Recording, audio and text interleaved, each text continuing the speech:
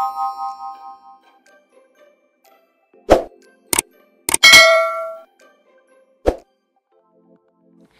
minasan, konnichiwa, Eka channel Ryokoso. Selamat datang di YouTube channelnya Eka.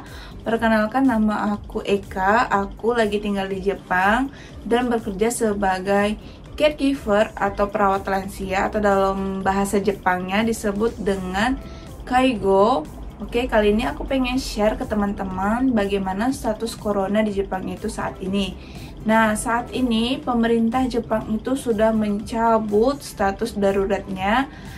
Yang tadinya coronanya itu statusnya darurat sudah dicabut ya guys. Tapi walaupun udah dicabut, sebaiknya kita menghindari keramaian atau berpergian ke tempat yang rame-rame ya guys. Nah, sekarang tuh mall-mall udah mulai buka loh guys. Jadi sebaiknya kalau kita tidak terlalu berpentingan, tidak terlalu membutuhkan itu, sebaiknya kita di rumah saja, paling membeli untuk kebutuhan sehari-hari gitu guys. Dan dianjurkan tetap menggunakan masker dan mencuci tangan. Oke. Jadi karena corona ini tuh, masalah corona ini itu bukan hanya di Jepang saja ya guys. Seluruh dunia mengalami masalah corona ini, ketakutan terhadap corona ini di seluruh dunia ya guys, baik di Indonesia maupun di Jepang. Nah, pemerintah Jepang itu memberikan subsidi kepada warga negara yang tinggal di Jepang, walaupun meskipun warga negara asing seperti aku contohnya, itu mendapatkan subsidi yang dijanjikan. Mendapat subsidi sebesar 100.000 yen, atau dalam rupiah itu sekitar 14 juta per kepala ya. Mau anak kecil, mau anak bayi, sama rata mendapatkan subsidi itu. Nah, bagaimana sih cara mendapatkan subsidi itu? Bakalan datang dari kayak daerahnya itu bakalan datang dikirim lewat pos ke kotak pos kalian. Jadi setiap hari itu harus dicek ya, mana tahu udah datang kertasnya itu. Nah, syarat untuk mendapatkan subsidi dari pemerintah Jepang ini itu tinggal selama 3 bulan. Itu tidak berlaku untuk visa jalan, visa yang udah menetap ya, maksudnya itu yang berlaku yang menetap di sini, yang tidak jalan, maksudnya tidak liburan di Jepang, yang bekerja yang udah melebihi 3 bulan gitu. Jadi bakal mendapat subsidi itu loh guys. Hore! Mendapatkan tunjangan dari pemerintah sebesar 100.000 yen, atau dalam rupiahin 14 juta guys. Wow, lumayan besar ya kalau dirupiahin ya. Oke, jadi tadi kan kita harus nunggu nih, lihat setiap harus ngecek nih setiap hari itu di kotak pos kita udah datang apa belum. Nah, kebetulan aku udah datang. Aku pengen tunjukin ke teman-teman kayak mana kertasnya. Tunggu bentar ya, aku ambil dulu. Cara seperti ini nih. Tapi maaf ya, aku nggak bisa ngasih lihat seluruhnya karena mengandung data pribadi, karena ada alamat, nama lengkap aku, karena di Jepang itu walaupun aman takut juga ya guys, karena kita warga negara asing juga, jadi kita takut penipuan gitu. Maksudnya subsidi ini banyak juga ya melakukan penipuan ya guys. Jadi kalian diwajibkan memastikan benar-benar nama kalian itu benar nama kalian yang bakalan datang tertera di surat yang untuk mengajukan subsidi itu ya guys. Nah, misalnya ada orang yang mengaku-ngaku ingin membantu, tapi kalian harus bayar ke mereka. Nah, itu jangan ya, karena pemerintah Jepang itu menganjurkan kita untuk mengurusnya sendiri tanpa calo ya. Seperti itu, kayak kita kalau dalam Indonesianya calo ya. Tanpa calo, dan kita tidak harus membayar karena kita akan ngisi sendiri datanya, data pribadi kita sendiri, dan kita sendiri ya akan masukin ke kantor ke kotak pos itu tanpa perangko ya. Oke, ini aku kasih contohnya aja ya, yang punya aku nggak aku kasih lihat, sorry ya. Jadi aku kasih lihat contohnya, contoh pengisiannya. Ini contoh pengisiannya seperti ini, nih bisa kalian lihat.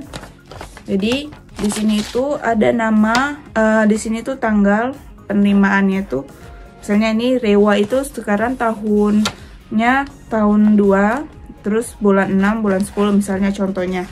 Terus ini nama penerimanya, misalnya nama aku Eka, berarti di sini ada nama aku Eka, dan di sini itu adalah nomor teleponnya bisa dihubungin. Misalnya kalau bagi warga asing yang belum punya nomor Jepang, bisa memasukkan nomor perusahaan ya guys. Jadi terus kita kemudian ini pastikan juga tanggal lahirnya, tanggal lahir kalian ya, bener nggak tanggal lahir kalian. Misalnya ini sesuaikan dengan tanggal lahir kalian. Kemudian yang ini nama-nama penerima yang mendapatkan subsidi. Karena aku tinggal sendiri, berarti nama aku sendiri ya. Satu di atas ini nama aku, terus ini tanggal lahir aku, terus ini kita checklist itu maksudnya menginginkan si 100.000 yen itu, menginginkan. Jadi kita checklist. Terus kalau yang di sini yang di sini itu artinya tidak menginginkan. Nggak mungkin nggak menginginkan ya guys, pasti menginginkan. Jadi kita jangan sampai salah checklistnya.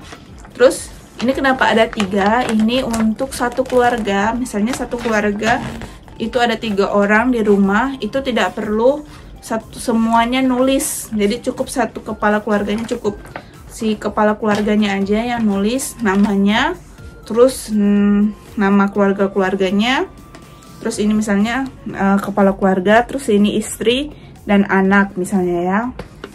Kemudian sama tadi tanggal lahirnya diisi, terus di checklist bagian yang pengen, karena kita pengen kita checklist ya, jangan yang ini artinya tidak menginginkan.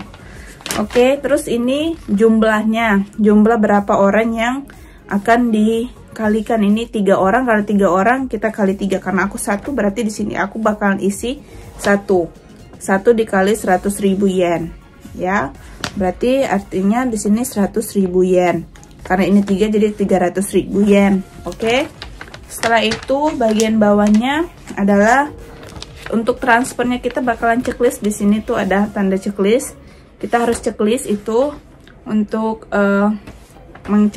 jangan lupa untuk menceklisnya nih. Kemudian di sini adalah bagaimana kita mau kirimin, misalnya dari Ginko atau ATM ya. Terus ini nama yang punya si ATM-nya ini. Terus ini nama ATM-nya, pokoknya ini rekening nomor ATM-nya.